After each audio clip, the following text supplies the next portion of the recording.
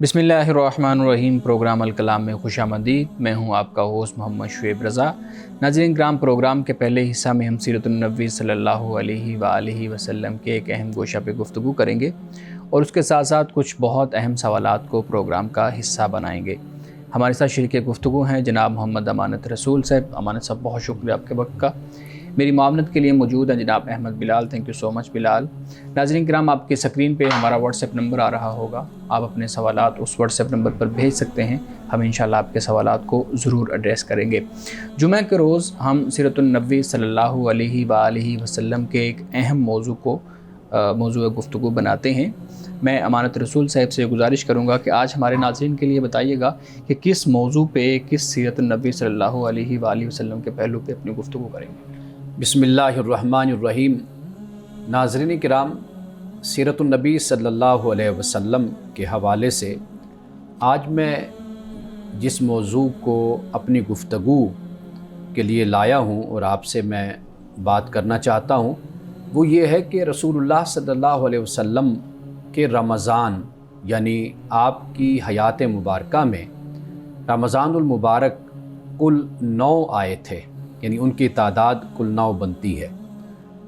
यानी जब रसूलुल्लाह सल्लल्लाहु अलैहि वसल्लम मदीना तशरीफ़ लाए तो रोज़े फ़र्ज़ हुए 2 हिजरी में, और 2 हिजरी में ही ग़ज़वा बद्र भी मुसलमानों ने किया, यानी ग़ज़वा बद्र वाक़ हुआ था। तो इस तरीके से आज हम ये देखेंगे कि रसूलुल्लाह ने जो 9 रमज़ान गुजारे थे वो कैसे गुजारे थे। ये मौजू बड़ी दिलचस्पी का भी है और तवज्जो से सुनने के लायक ये मौजू है। रसूलुल्लाह सल्लल्लाहु अलैहि वसल्लम ने पहला रमज़ान वो मैदान बद्र में, यानी 17 रमज़ानुल मुबारक को ग़ज़वा बद्र वक़ू पज़ीर होता है। 313 मुसलमान इसमें शरीक होते हैं, और वाज़ेह बात है कि जब 17 रमज़ानुल मुबारक को ग़ज़वा बद्र वाक़ हुआ तो इसकी तैयारी रमज़ान से पहले शुरू हो गई थी।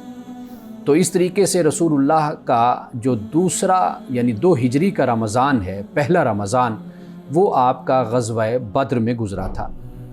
और इसी तरीके से 3 हिजरी में ग़ज़वा उहद वाक़ हुआ था, और ग़ज़वा उहद 4 शवाल को वाक़ हुआ, और इसमें 70 मुसलमान शहीद हुए थे। तो वाज़ेह बात है कि 4 शव्वाल को ग़ज़वा उहद वाक़ हुआ तो रमज़ानुल मुबारक इसी की तैयारी में गुज़रा था। तो 2 हिजरी का रमज़ान ग़ज़वा बद्र में और 3 हिजरी का रमज़ान ग़ज़वा उहद की तैयारी में और मसरूफ़ियत में गुज़रा। और फिर इसके बाद 4 हिजरी को ग़ज़वा बद्र सानी वाक़ हुआ। ग़ज़वा बद्र सानी अगरचे शाबान में हुआ, लेकिन आप इसके लिए जब वापस तशरीफ़ लाए तो आपने फिर रमज़ान मदीने में गुजारा। यानी अगरचे ग़ज़वा बद्र सानी हुआ नहीं है, अबू सुफ़ियान डर की वजह से वापस चला गया था और ये ग़ज़वा रूनुमा नहीं हुआ।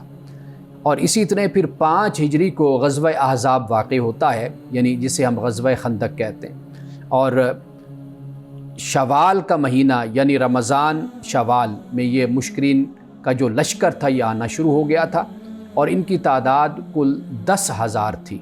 यानी 10,000 का ये लश्कर था जिन्होंने मदीना पर हमला किया था। और हज़रत सलमान फ़ारसी रज़ियल्लाहु ताला अन्हो के मशवरे से मुसलमानों ने खंदक खोदी थी, इसलिए इसको ग़ज़वा खंदक भी कहा जाता है। अहज़ाब हिज़्ब की जमा है, यानी लश्कर। अब ये जो खंदक थी ये गहरी भी थी, और इसके बारे में बयान किया जाता है तकरीबन कोई 10 किलोमीटर लंबी ये खंदक खोदी गई थी। ये 5 हिजरी को ग़ज़वा अहज़ाब वाक़ होता है, और ये रमज़ान और शवाल, आप अंदाज़ा कीजिए कि रसूलुल्लाह सल्लल्लाहु अलैहि वसल्लम इस मौका पर भी आप रमज़ान में इस ग़ज़वा की तैयारी में थे। अब इसके बाद 6 हिजरी में ग़ज़वा बनी अल मुस्तरक वाक़ होता है। अगरचे ये शाबान के आखिर में वाक़ हुआ, आप मदीना तशरीफ़ ला चुके थे, लेकिन ये वो ग़ज़वा है कि जिसमें रवायात के मुताबिक सैयदा आयशा सिद्दीक़ा रज़ियल्लाहु ताला अन्हा पे मुनाफ़िकीन ने तोहमत और इल्ज़ाम लगाया था, और तकरीबन 40 दिन रसूलुल्लाह सल्लल्लाहु अलैहि वसल्लम के इसी अज़ियत और इसी तकलीफ़ में गुज़रे थे। और 7 हिजरी को जब हम देखते हैं तो ये वाहिद वो रमज़ान है कि जो मदीना में रसूलुल्लाह सल्लल्लाहु अलैहि वसल्लम ने امن اور سکون کے ساتھ گزارا تھا۔ حضرت سلیمان فارسی رضی اللہ تعالی عنہ جو خطبہ آپ سے روایت کرتے ہیں کہ جس خطبے میں رسول اللہ صلی اللہ علیہ وسلم نے یہ فرمایا کہ اے لوگو، اب تم پہ ایک عظیم اور برکت والا مہینہ سایہ فگن ہونے والا ہے، اور پھر آپ نے اس مہینے میں کی جانے والی عبادتوں کا ذکر کیا۔ اس مہینے کو غمخواری کا مہینہ، ہمدردی کا مہینہ، صبر کا مہینہ قرار دیا، اور پھر افطاری کرانے کی جو فضیلت ہے اس کو بھی آپ نے اس میں بیان کیا۔ تو یہ 7 ہجری کا جو رمضان ہے یہ رسول اللہ صلی اللہ علیہ وسلم نے مدینے میں گزارا، اور پھر 8 ہجری کو فتح مکہ ہوتا ہے، یعنی 20 رمضان کو فتح مکہ ہوا۔ رسول اللہ صلی اللہ علیہ وسلم نے 15 دن مکۃ المکرمہ میں گزارے تھے، اور یہ وہ سال ہے کہ جب رسول اللہ نے اعتکاف نہیں کیا تھا۔ اور پھر اسی طرح 9 ہجری کو غزوہ تبوک ہوا۔ رسول اللہ صلی اللہ علیہ وسلم جب غزوہ تبوک سے واپس آ رہے تھے تو آپ کا پورا مہینہ سفر میں گزر گیا، اور یہ رمضان المبارک کا مہینہ تھا۔ اور پھر شوال میں کہیں جا کر رسول اللہ صلی اللہ علیہ وسلم مدینہ پہنچتے ہیں، اور پھر اس کے بعد جو 10 ہجری کا رمضان ہے، یعنی رسول اللہ صلی اللہ علیہ وسلم کی وفات ربیع الاول میں ہوتی ہے، تو تقریباً یہ 6 ماہ پہلے رسول اللہ کا جو یہ رمضان ہے اس میں آپ نے پورا مہینہ پھر اعتکاف فرمایا تھا، کیونکہ 8 اور 9 ہجری کا جو رمضان تھا اس میں آپ اعتکاف نہیں کر سکے تھے۔ تو ناظرین کرام، یہ کل 9 بنتے ہیں، یعنی رمضان رسول اللہ صلی اللہ علیہ وسلم کے۔ آپ اندازہ کیجئے کہ آپ نے ان رمضان میں سفر بھی کیا، غزوات کی تیاری بھی کی، مشکلات و مصائب کو آپ نے برداشت بھی کیا، اور آپ نے ان میں جنگیں بھی کی، لیکن آپ نے روزہ بھی رکھا، آپ نے تہجد کی نماز بھی آپ نے ادا کی، قرآن کی تلاوت بھی کی، انفاق فی سبیل اللہ بھی کیا، اور آپ نے مسلمانوں کے ساتھ اور دیگر اقوام کے ساتھ جو رابطہ اور تعلق ہے وہ بھی آپ نے اسی طرح برقرار رکھا، یعنی گویا کہ آپ کی معاشرتی، سماجی، سیاسی زندگی وہ بھی قائم اور دائم رہی۔ اس لیے اللہ سبحانہ و تعالیٰ رسول اللہ کی زندگی کو مسلمانوں کے لیے اسوہ حسنہ قرار دیتا ہے، اور اس لیے قرآن پاک کہتا ہے لقد کان لکم فی رسول اللہ اسوۃ حسنہ۔ لیکن دوسری طرف ہم جب اپنی زندگیوں کا جائزہ لیتے ہیں، آپ دیکھیے کہ ہم پہ کوئی چھوٹی سی تکلیف بھی آ جائے تو ہم اللہ تعالیٰ سے شکوہ کرنا شروع کر دیتے ہیں، نمازیں ہماری چھوٹ جاتی ہیں، روزے چھوٹ جاتے ہیں، عبادات چھوٹ جاتی ہیں، قرآن کی تلاوت ہم سے چھوٹ جاتی ہے، اس لیے کہ ہم کسی تکلیف میں آ جاتے ہیں اور ہم پریشان ہو جاتے ہیں۔ تو رسول اللہ صلی اللہ علیہ وسلم کی حیات مبارکہ اگر ہم اپنے سامنے دیکھتے ہیں تو آپ یہ دیکھیے کہ رمضان المبارک رسول اللہ نے کیسے گزارے تھے۔ غزوے میں گزارے، آپ نے سفر میں گزارے، یا آپ نے غزوات کی تیاری میں گزارے، یعنی شوال کے مہینے میں کوئی غزوہ ہونا تھا تو آپ نے اس سے پہلے پھر آپ نے اس کی تیاری میں رمضان کو گزارا۔ تو یہاں سے ہمیں یہ معلوم ہوتا ہے کہ ہم جب اپنی زندگی کو دیکھتے ہیں تو رمضان المبارک میں ہم اپنی ہر مصروفیت اور ہر چیز کو ترک کر کے یہ سمجھتے ہیں کہ شاید اس کا ثواب اور اجر زیادہ ہے، لیکن جب ہم رسول اللہ کی زندگی کو دیکھتے ہیں تو ہمیں یہ معلوم ہوتا ہے کہ اگر انسان اپنی ذمہ داریوں کو اور فرائض کو بھی نبھاتا رہے اور پھر اس کے ساتھ توجہ اللہ کی طرف رکھے، یعنی نماز کی پابندی کرے، تہجد ادا کرے، قرآن کی تلاوت کرے، روزہ رکھے اور دیگر جو نیک کام ہیں ان کو سر انجام دیتا رہے، تو اس کا اجر اور اس کا ثواب زیادہ ہوتا ہے۔ اور ہمیں اس بات پر بھی اللہ تعالیٰ کا شکر گزار ہونا چاہیے کہ اللہ تعالیٰ نے ہمیں امن کی، ہمیں سلامتی کی اور خوشحالی کی زندگی عطا کی ہے۔ اس وقت بھی دنیا میں کتنی مسلمان قومیں ہیں کہ جو اپنے اپنے ملکوں میں اگرچہ موجود ہیں لیکن ان کے پاس وسائل نہیں، کسی کے پاس ذرائع نہیں، اور کوئی حالت جنگ میں ہے اور بے امنی میں ہے، جیسے فلسطین کے مسلمانوں کو آپ دیکھ لیجئے، کشمیر کے مسلمانوں کو دیکھ لیجئے، اس کے علاوہ دیگر اقوام بھی ہیں۔ ہمیں خدا کا شکر ادا کرنا چاہیے کہ اللہ سبحانہ و تعالیٰ نے ہمیں رمضان عطا فرمایا اور امن اور سکون کے ساتھ عطا فرمایا کہ ہم اپنے گھروں میں سحری بھی کرتے ہیں، افطار بھی کرتے ہیں اور اپنے معمول کی زندگی بھی گزارتے ہیں۔ تو لہٰذا رسول اللہ صلی اللہ علیہ وسلم کی زندگی اور آپ کی حیات مبارکہ کا مطالعہ اس انداز سے بھی ہمیں کرنا چاہیے کہ ہم دیکھیں کہ رسول اللہ نے جو 9 رمضان گزارے تھے تو وہ کیسے گزارے تھے۔ ناظرین کرام، یہاں وقت ہوا چاہتا ہے ایک بریک کا، ہمارے ساتھ رہیے گا۔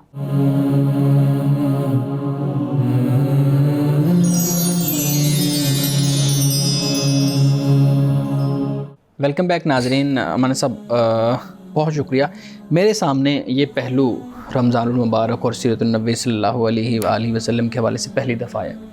पढ़ते तो हैं हम, बल्कि जब ग़ज़वात पढ़ते हैं तो उसमें रमज़ान का ज़िक्र आता था कि ये ग़ज़वा किस रमज़ान को हुआ और फिर रसूलुल्लाह कहाँ थे, और सफ़र में थे या मदीना में थे।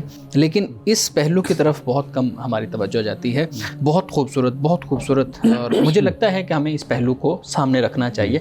हम अपनी ज़िंदगी में साइशें ढूंढते हैं, हम अपनी ज़िंदगी में जैसे ही रमज़ान आता है उससे पहले ही हम अपने सफ़र की भी प्लानिंग करते हैं, अपने मामलात की भी प्लानिंग करते हैं, जॉब की, अपनी पढ़ाई की, पेपरों की, हर चीज़ की प्लानिंग करते हैं। और हमारी कोशिश ये होती है कि रमज़ान ऐसा खाली गुज़रे कि उसके अंदर हमें सिर्फ सांस लेने, आराम करने और रोज़ा रखने के अलावा कोई काम ना हो। इस हवाले से मैं पूछूंगा कि ये जो मिजाज है हमारी कौम का, ख़ास तौर पे मैंने देखा है दुनिया के अंदर रूटीन में सब कुछ चल रहा होता है, अरब के अंदर भी इवन चल रहा होता है, हमारे ख़ास तौर पे सब कॉन्टिनेंट के अंदर ये जो मिजाज बन गया है कि रमज़ान आपका जैसे ही आना है तो आपने हर चीज़ से खाली होकर बैठ जाना, सिर्फ रोज़ा रखना है। तो ये तो फिर रसूलुल्लाह सल्लल्लाहु अलैहि वसल्लम की ज़िंदगी हमें कुछ और दर्स दे रही है, हमारा जो मिजाज है वो कुछ और है। ये कैसे मिजाज हमारा इस तरह का पैदा हुआ कि हम सीरतुन नबी से दूर हो गए? अच्छा, इस हवाले से 3 बातें मैं बयान करना चाहूँगा। एक तो ये है कि रसूलुल्लाह सल्लल्लाहु अलैहि वसल्लम की हयात मुबारका से हमें ये मालूम होता है कि अगर आपकी ज़िंदगी में कोई ऐसी मुश्किलात और मसाइब आते हैं तो आप उनको खंदा पेशानी से कबूल करें और फिर उनका मुकाबला करें। और अल्लाह सुब्हानहू व तआला ने जो अपने अहकाम आपको अता किए हैं, जो फ़राइज़ हैं, उन फ़राइज़ को आप इस तरीके से कबूल करें कि वो आपकी उन मुश्किलात और मसाइब में मददगार बन जाएं। यानी ये तर्ज़ ज़िंदगी आपकी होनी चाहिए। यानी ये नहीं होना चाहिए कि मुश्किलात और मसाइब आपके दिल की कमज़ोरी और बुज़दिली का बाइस बन जाएं, बल्कि अल्लाह ताला के जो अहकाम हैं उनकी पैरवी वो आपके लिए मददगार साबित हो जाएं। ये एक बात ये हो गई। दूसरी बात जो है वो इस हवाले से कि एक चीज़ है कि आपकी ज़िंदगी में भी अगर ये मुश्किलात और ये मसाइब आते हैं तो आपको हयात मुबारका को मद्देनज़र रखना है और आपको दिल छोटा नहीं करना और आपको उसका मुकाबला करना है। और इसी तरीके से ही आपने जुर्रत और हिम्मत का मुजाहरा करते हुए आगे बढ़ना है। और तीसरी बात जो है वो याद रखिए कि हर एक इंसान की ज़िंदगी का अपना सेटअप होता है।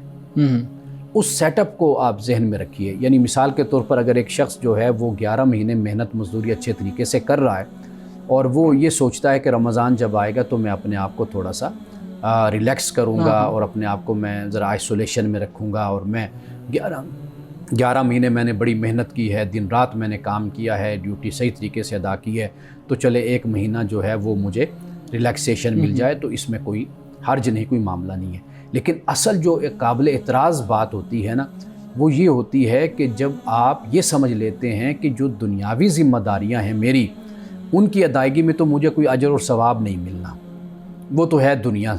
बाकी ये जो मैं ख़ास काम करूँगा ना तो इसमें मुझे बड़ा अजर और सवाब मिलना है, खुदा की तरफ से इनाम मिलना है। तो हकीकत यहाँ पर इस्लाह की ज़रूरत होती है। यानी मिसाल के तौर पर बीवी के हुकूक़ हैं, बच्चों के हुकूक़ हैं, आप दुकान पर बैठते हैं, तिजारत करते हैं, कारोबार करते हैं, आप किसी कंपनी में, किसी ऑफ़िस में काम करते हैं, तो आप समझ लेते हैं ये तो है दुनिया, ये तो बस ऐसे ही है।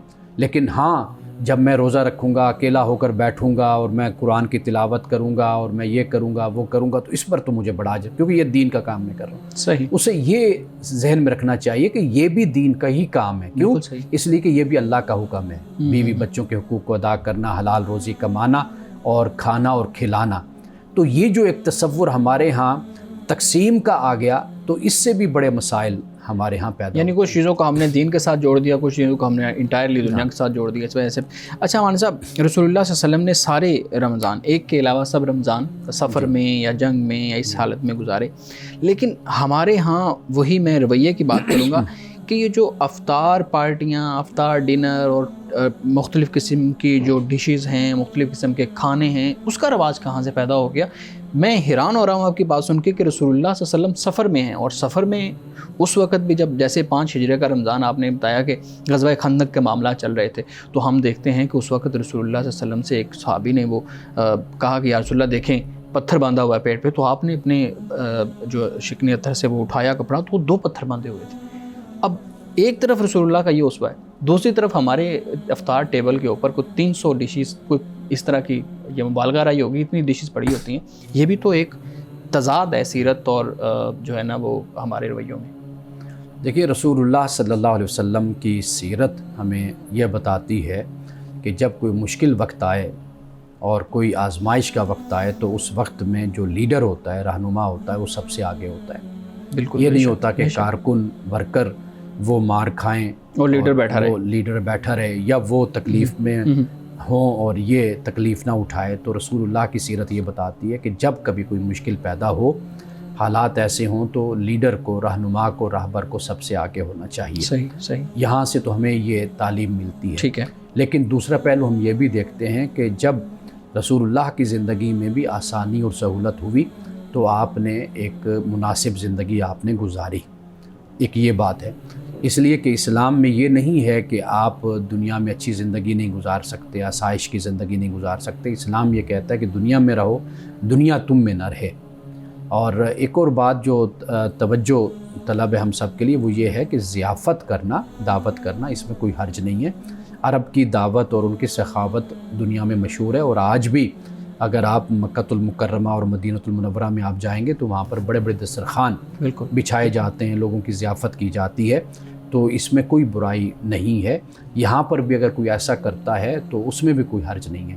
لیکن اصل معاملہ یہ ہوتا ہے کہ سوال یہاں پر آ کر اٹھتا ہے کہ جب معاشرے میں مفلوق الحالی ہوتی ہے، غربت ہوتی ہے، مفلسی ہوتی ہے، تو پھر اس پر اعتراض اٹھتا ہے کہ بھئی معاشرہ اس طرح کا ہے تو آپ اتنا کچھ ضائع کر رہے ہیں، لگا رہے ہیں. اور پھر یہ کہ یا تو یہ جو کھانا پینا ہوتا ہے یہ ان کے لیے سہولت مہیا کر دی جائے کہ جن کے پاس نہیں ہے تو وہ زیادہ بہتر ہوگا. تو یہاں پر اصل میں اعتراض پھر کھڑا ہوتا ہے کہ یہ غیر مساوی ایک جو معاشرے میں نظام پایا جاتا ہے، رویہ پایا جاتا ہے، یہ بڑا خطرناک ہو جاتا ہے. لیکن اٹ سیلف بنیادی طور پر ضیافت، دعوت اور مہمان نوازی، اس میں تو کوئی حرج نہیں ہے. سر ایک سوال میں پوچھنا چاہتا ہوں، آپ نے جس طرح سے بیان فرمایا کہ رسول اللہ صلی اللہ تعالیٰ علیہ وسلم نے اپنے جو غزوات ہیں زیادہ وہ رمضان المبارک میں گزارے، ان کے دن گزرے، تو ایک یہ ایلیمنٹ ذہن میں آتا ہے کہ شاید رسول اللہ صلی اللہ تعالیٰ علیہ وسلم نے غزوات کو تو امپورٹنس دی، سگنیفیکنس دی، لیکن رمضان کو اگنور کر کے یہ فیصلہ کیا. تو یہ جو ایک سخت فیصلہ نظر آتا ہے اس میں رسول اللہ صلی اللہ تعالیٰ علیہ وسلم نے صحابہ کرام کو بھی ظاہرہ دیکھا کہ صحابہ کرام اس میں شامل ہو سکتے ہیں یا نہیں ہو سکتے. آج کے دور میں اگر کوئی اتنا سخت فیصلہ کرتا ہے تو وہ رمضان کو یا اس طرح کے امپورٹنٹ جو یعنی سگنیچر ایونٹس جو ہمارے ہوتے ہیں ان کو ضرور مد نظر رکھتا ہے.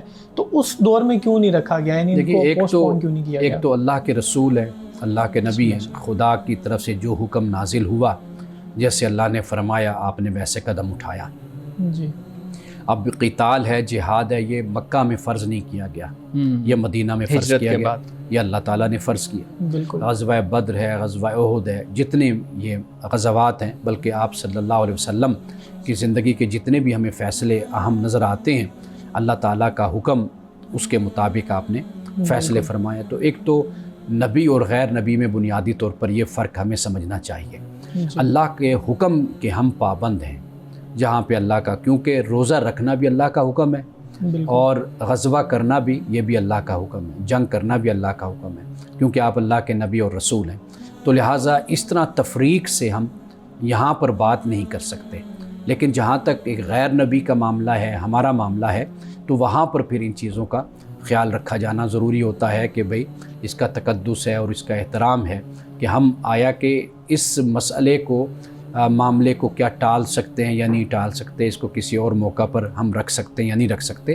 تو یہ بات ہمارے لیے، خدا کا حکم وہاں براہ راست پیغمبر پر آتا ہے تو پیغمبر اس خدا کے حکم کا پابند ہوتا ہے. ابھی جو شعیب صاحب نے بات کی تھی میں اس پہ بھی ایک سوال کرنا چاہتا ہوں. جیسے ہمارا دسترخوان جو ہے وہ اب آہستہ آہستہ وہ بڑھتا چلا جا رہا ہے، اس پہ ڈشز کا اضافہ ہوتا چلا جا رہا ہے. تو رمضان المبارک میں بھی پھر سحر و افطار میں لنچ، ڈنر اور جو سحر افطار بوفے ہیں ان کا اہتمام ہوتا ہے. تو بوفے پہ جو کھانا ہے وہ ضائع بھی بہت زیادہ ہوتا ہے. اس بارے میں آپ کیا کہیں گے؟ دیکھیے واضح بات ہے کہ جہاں پر فضول خرچی ہوگی، ضیاع ہوگا، اسراف ہوگا، تو وہاں پر ہمیں اسلام روکے گا، ہمیں منع کرے گا، ہماری اصلاح کرے گا، ہمیں بتائے گا کہ بھئی آپ اتنا پکائیں کہ جتنا آپ لوگ کھا سکیں یا لوگوں کو کھلا سکیں. کھانے کو ضائع کرنا یا اپنی امیری دکھانا یا تصنع اور بناوٹ اور ریاکاری اختیار کرنا، اس کی تو شدید ممانعت بھی ہے اور اس کی شدید مذمت بھی ہے۔ صحیح۔ ناظرین کرام، یہاں وقت ہوا چاہتا ہے ایک بریک کا، ہمارے ساتھ رہیے گا۔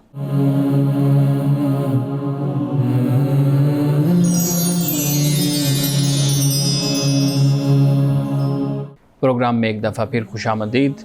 امانت صاحب، رمضان کا جیسے ہی مہینہ شروع ہوتا ہے تو ہمارے ہاں بینک بھی اور لوگ خود بھی انفرادی طور پہ زکوٰۃ کا حساب لگانے، اس کا نصاب کو دیکھنے کے لیے اور پھر اس کو ادا کرنے کی طرف چلے جاتے ہیں۔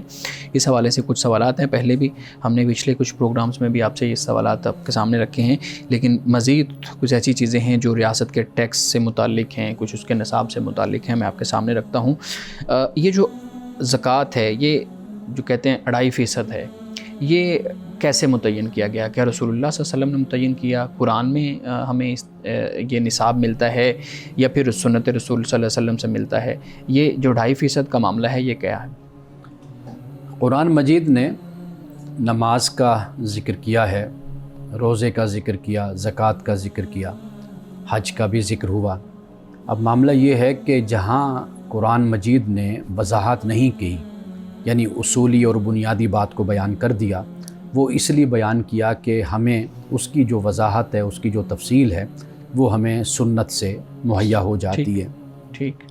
ایسے ہی زکوٰۃ کا معاملہ ہے، ایسے ہی نماز کا معاملہ ہے۔ لوگ اس پر بڑا اعتراض کرتے ہیں کہ بھئی قرآن مجید میں تو نماز کی رکعتوں کا ذکر نہیں ہے، طریقہ کار نہیں ہے، لیکن یہ ہے کہ یہ وہ چیز ہے کہ جو عرب میں معروف بھی تھی اور مروج بھی تھی، لوگوں کو پتہ بھی تھا کہ نماز کیا ہوتی ہے، اور صحابہ جو ابھی مسلمان بھی نہیں ہوئے تھے ان کو بھی بہت کچھ نماز کے بارے میں پتہ تھا، اسی طرح زکوٰۃ کے بارے میں بھی پتہ تھا۔ اور روزہ آپ دیکھ لیجئے تو اس کے بھی اللہ کے رسول صلی اللہ علیہ وسلم نے احکام اور اس کی جو رہنمائی ہے وہ آپ کو ہمیں مہیا کی ہے۔ تو یہ وہ عبادات ہیں کہ جو پہلے دن سے اللہ کے دین میں موجود ہے، آدم سے لے کر حضرت محمد صلی اللہ علیہ وسلم تک۔ تو لہٰذا زکوٰۃ کا 2.5% ہونا یا خمس ہونا یا عشر ہونا، 10% ہونا یا 20% ہونا، یہ سارا کچھ ہمیں رسول اللہ صلی اللہ علیہ وسلم نے بتایا، اور یہ پہلے سے ہی معروف تھا اور سب کو معلوم تھا کہ زکوٰۃ کتنی فیصد مال پر دی جاتی ہے اور پھر پیداوار ہے اس پر کتنی دی جاتی ہے۔ یہ سارا کچھ پھر رسول اللہ صلی اللہ علیہ وسلم نے ہمیں اس کے بارے میں آگاہ فرمایا۔ صحیح سے ایک دکاندار شخص جو زکوٰۃ دینا چاہتا ہے، اس کے بارے میں بتائیے گا کہ وہ کس طرح سے کیلکولیشن کرے کہ اس کے گودام میں جتنا مال موجود ہے اس کی کیلکولیشن تو چلیں کر لے گا، لیکن اب ایک سوال یہ بھی ہے نا کہ انہوں نے پیمنٹس دینی ہے آگے فیکٹری والوں کو، اور وہ پیمنٹس دینے کے لیے بھی پیسے نہیں ہیں، لیکن پیچھے سٹاک میں اتنا مال موجود ہے کہ جس پر زکوٰۃ ہوتی ہے، تو وہ پھر کس طرح سے زکوٰۃ کی ادائیگی کرے؟ دیکھیے، اصل جو معاملہ ہے نا، وہ جو مال تجارت ہے اس پر زکوٰۃ ہے۔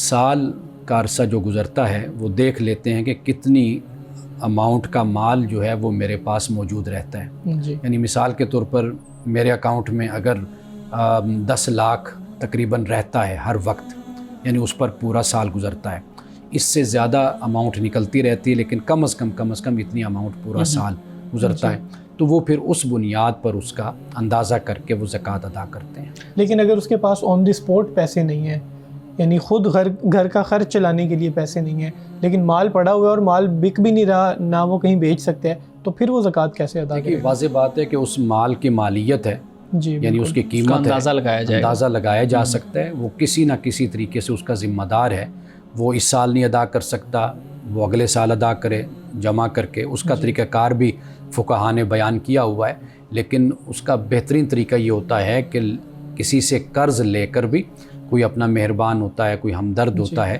اس سے لے کر بھی زکوٰۃ کو ادا کیا جانا چاہیے، اس لیے کہ یہ جو مال پڑا ہوا ہے نا، یہ کل بکے گا، پرسوں بکے گا، اس نے بکنا ہی بکنا ہوتا ہے، اور اس کی جو مالیت ہوتی ہے اس بنیاد پر اس سے زکوٰۃ کا تقاضا کیا جاتا ہے۔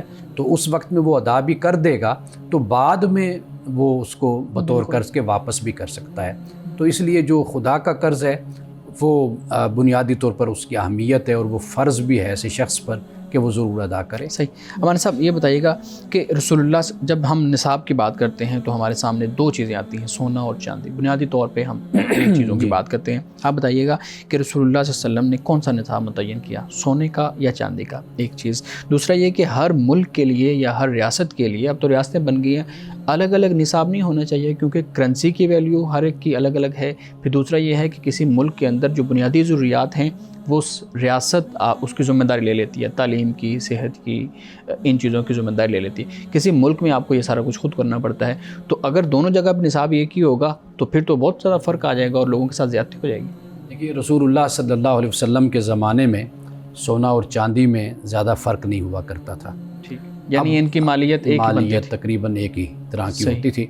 تو اس لیے اس دور میں اس پر فرق نہ ہونے کی وجہ سے کوئی مشکل بھی پیش نہیں آتی تھی. لیکن اب جو معاملہ ہے وہ بالکل مختلف ہے.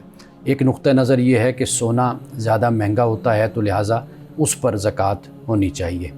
اور ایک نقطہ نظر جو علماء کا ہے وہ یہ ہے کہ چاندی جو ہے اس کو نصاب بنایا جائے، کیونکہ چاندی کو نصاب بنایا جائے گا تو زیادہ سے زیادہ لوگ اس سے فیض یاب ہو سکتے ہیں، اس سے فائدہ حاصل کر سکتے ہیں. تو لہٰذا یہ ان میں سے جو بھی مقرر کر لیا جائے تو اس پر زکوٰۃ ادا کی جائے گی.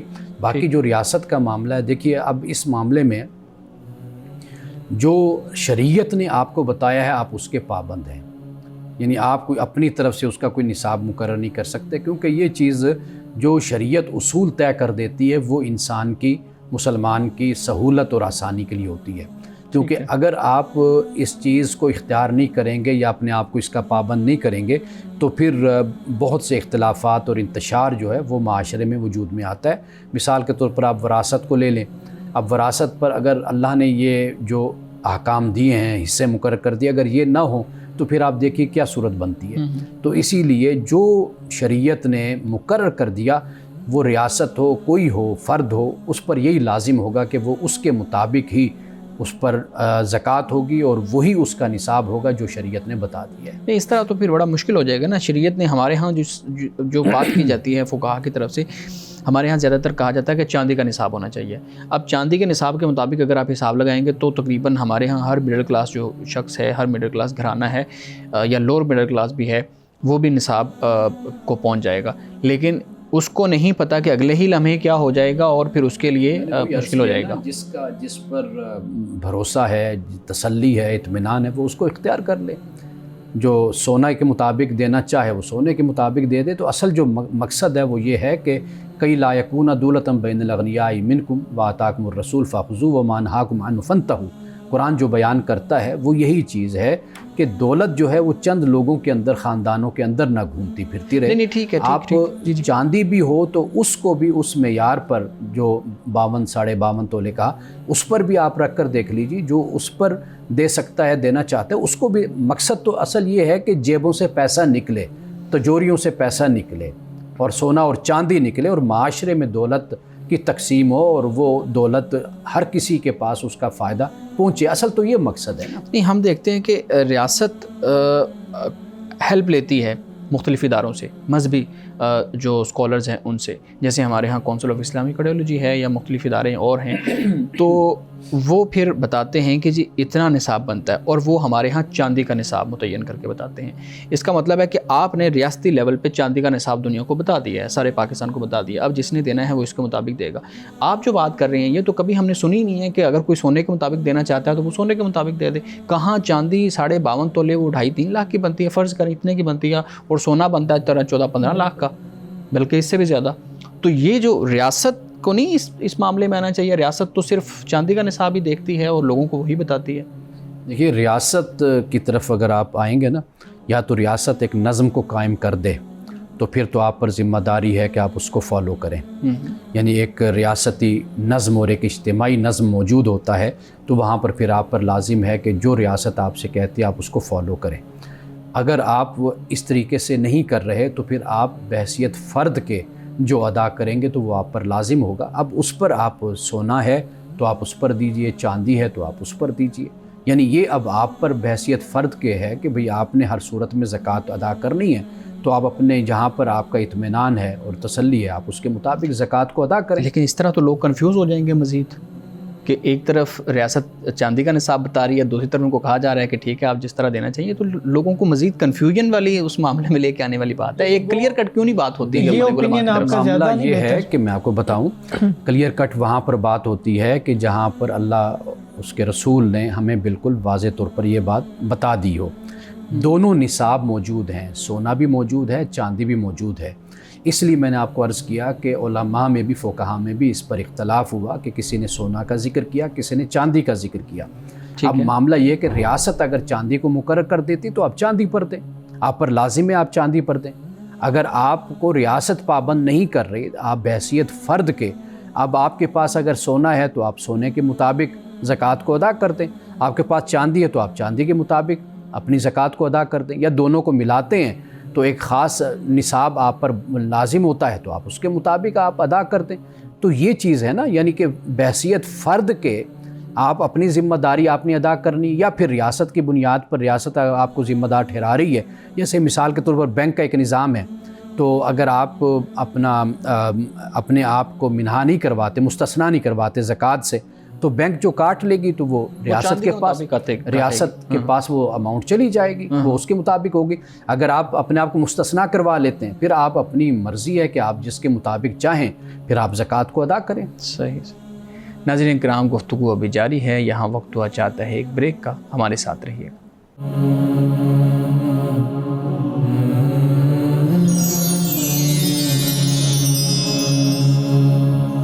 प्रोग्राम में एक दफ़ा फिर खुशामदीद। मान साहब, हमारी गुफ्तगू चल रही है ज़कात और रियासत कहाँ तक उस मामले को देख सकती है। ये सवाल कुछ दिन पहले भी आपके सामने रखा था और उस पर आपने अपनी राय दी थी। मैं इस पर मज़ीद तफसील चाहूँगा।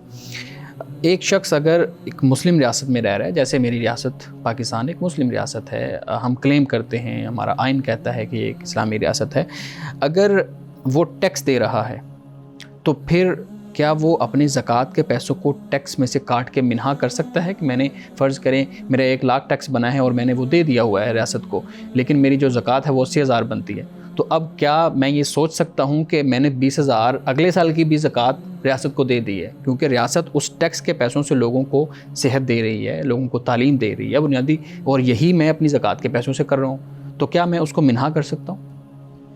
अब ये मसला हमने पहले भी डिस्कस किया था और मैंने उस वक्त भी इख्तिसार के साथ ये अर्ज़ किया था कि इसके बारे में जो अक्सर उलमा की राय है, यानी इसमें आप इमाम अबू हनीफ़ा यानी चारों जो मकातिब फ़िक्र है उनकी मुत्तफ़क़ अलैह राय यही है कि ज़कात इससे मुख्तलिफ है, अलग है। ठीक, यानी रियासत जो आपसे लेती है वो टैक्स होता है, लेकिन ज़कात ये एक माली इबादत है, ये आप पर अलहदा लाजिम है। लेकिन बहुत कम लोगों की ये राय भी है कि जो ज़कात आप देते हैं दर हकीकत यही टैक्स है कि जो अदा किया जाता है। हज़रत अबू बकर सिद्दीक़ रज़ियल्लाहु ताला अन्हु ने जो मुनकरीन ज़कात से आपने जंग की थी, वो दर हकीकत यही ज़कात उस इस्लामी रियासत और उस निज़ाम हुकूमत में यही असल में ज़कात ही थी जो टैक्स हज़रत अबू बकर सिद्दीक़ रज़ियल्लाहु ताला अन्हु ने वसूल किया था। तो ये दोनों आरा हमारे यहाँ मौजूद है। ठीक है। ये असल जो मामला होता है ये फिर वही बात है कि एक फ़र्द की अपनी तसल्ली और इत्मीनान की बात है।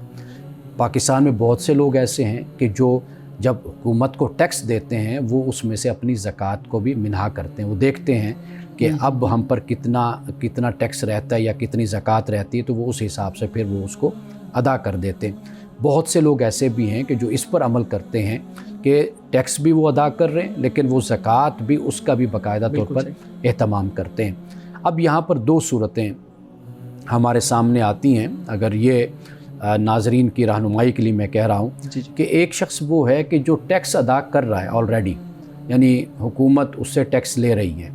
अब वो ये समझता है कि मेरे पास जो पीछे माल है या जो मेरी सूरत हाल है वो ऐसी नहीं है कि मैं इसके बाद भी कोई इतना ज़्यादा खुशहाल रह जाता हूँ या मेरे पास इतना ज़्यादा माल रह जाता है अपनी ज़िम्मेदारियाँ, मसाइल, ये सारा कुछ देख कर कि अब मैं उस पर ज़कात भी दूँ। अगरचे ज़कात उस पर देखा जाए तो बनती तो है उस पर ज़कात, लेकिन सिर्फ ज़कात का बनना काफ़ी नहीं, ये देखना है कि खुशहाली या वुसअत या दीगर मामलात हैं या नहीं हैं।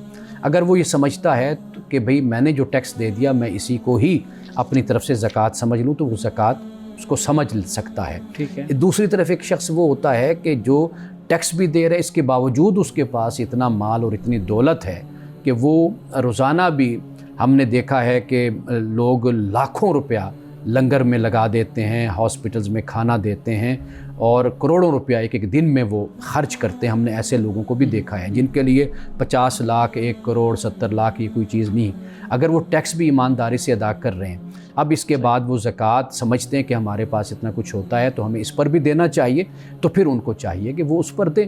یعنی کہ ہم اس طریقے سے یہ راستہ اختیار کر سکتے ہیں، یعنی دونوں آراء بھی ہمارے سامنے آ جاتی ہیں اور ان پر عمل بھی پھر ہو جاتا ہے۔ ٹھیک سر، یہ بتائیے گا کہ جمعہ کے دن عام طور پہ، کیونکہ اب تو رمضان المبارک ہے، لیکن رمضان کے علاوہ خواتین جمعہ مسجد میں پڑھتی ہیں کچھ حد تک جی، رمضان المبارک میں دیکھا گیا کہ جن مساجد میں جمعہ کا اہتمام ہوتا ہے خواتین کے لیے، ان میں خواتین کا رش بھی بڑھ جاتا ہے۔ تو یہ بتائیں کہ یہ جمعہ کی کیا زیادہ فضیلت اور زیادہ ثواب ملے گا عام جمعوں سے جو رمضان المبارک کے علاوہ ہوتے ہیں، اور پھر خاص طور پہ خواتین کے لیے کہ خواتین بھی جمعے کے روز خاص طور پہ جو رمضان میں آ رہا ہے اس میں ان کا رش بھی زیادہ ہوتا ہے؟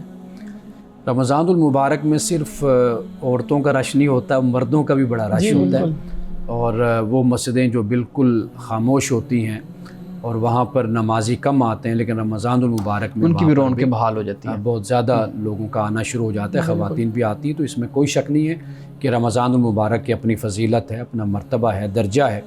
رسول اللہ کی سنت ہمیں یہی بتاتی ہے کہ آپ نے رمضان میں خصوصی اہتمام آپ نے کیا، جیسے حضرت سلیمان فارسی رضی اللہ تعالیٰ عنہ کے حوالے سے ہم نے بیان کیا، یا پھر یہ ہے کہ غزوات میں بھی آپ رہے لیکن آپ نے خصوصی اہتمام نمازوں کا، تہجد کا اور صیام کا آپ نے اہتمام کیا۔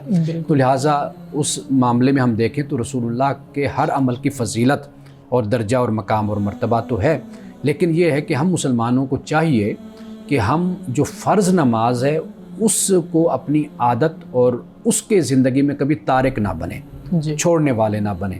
باقی جو معاملات ہوتے ہیں وہ مستحبات ہوتے ہیں، نوافل ہوتے ہیں، ان کا رمضان المبارک میں اضافہ کر دیا جائے تو بہت اچھی بات ہے، لیکن فرض پورا سال مسلمانوں پر لازم ہے، وہ کسی طرح بھی نہیں چھوڑ سکتے اور نہ ان کو چھوڑنا چاہیے۔ سر یہاں پہ ایک کنٹرڈکشن ہے، جیسے کہ مردوں پر تو جمعہ فرض ہے اور انہوں نے 2 فرض ادا کرنے ہیں جمعے کے، لیکن خواتین تو ظہر کی نماز پڑھتی ہیں جو جمعہ نہیں پڑھتی تو وہ 4 ادا کرتی ہیں، لیکن اگر وہ بھی پھر 2 فرض جمعے کے پڑھ رہی ہیں تو کیا ظہر کی نماز ان پر بھی ساقط ہو جائے گی؟ واضح بات ہے کہ جب وہ باجماعت آ کر نماز پڑھتی ہیں تو وہ 2 رکعت جب امام کے ساتھ پڑھتی ہیں تو ان کی جمعے کی نماز ہو جاتی ہے۔ صحیح۔ مولانا صاحب آج کے حدیث مبارک کا بیان کیجیے گا۔ حضرت ابو ہریرہ رضی اللہ تعالیٰ عنہ سے روایت ہے، فرماتے ہیں کہ رسول اللہ نے فرمایا جب تم میں سے کوئی لوگوں کا امام بن کر نماز پڑھائے تو اسے چاہیے کہ ہلکی نماز پڑھائے، یعنی زیادہ نماز کو لمبا نہ کرے، کیونکہ مقتدیوں میں بیمار بھی ہوتے ہیں، کمزور بھی ہوتے ہیں اور بوڑھے بھی ہوتے ہیں، اور جب تم میں سے کسی کو نماز اکیلی یعنی وہ پڑھنی ہو تو پھر جتنا چاہے وہ لمبی کر لے، یعنی جب امام بنے تو پھر نماز کو مختصر رکھے کیونکہ بچے کمزور بوڑھے ہوتے ہیں، اور جب خود نماز پڑھتا ہے تو بے شک پھر نماز کو لمبا کر لے۔ ناظرین کرام، اس دعا کے ساتھ اپنے پروگرام کا اختتام کریں گے۔ اللہ رب العزت حسن کلام اور تاثیر کلام عطا فرمائے، ہماری زبان کی گروں کو کھول دے اور سننے والوں تک خیر کا پیغام پہنچے۔ اجازت دیجیے، خدا حافظ۔